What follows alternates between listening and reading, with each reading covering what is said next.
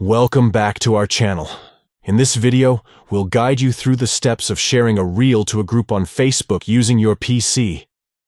If you want to share your favorite reels with a specific group of people, this tutorial is for you.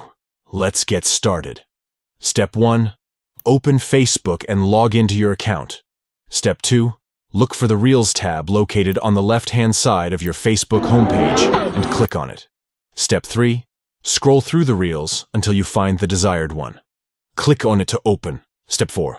On the reel page, look out to the share button and click on it. Step 5. A menu will appear. Click on More Options. Step 6. Another menu will appear. Select Share to a group. Step 7. From the list of groups, select the desired group you want to share the reel with.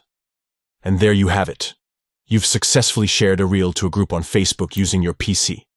This allows you to share your favorite reels with a specific audience and engage with like-minded individuals. We hope you found this tutorial helpful. If you did, please give this video a thumbs up and subscribe to our channel for more useful tips and tutorials. Thanks for watching.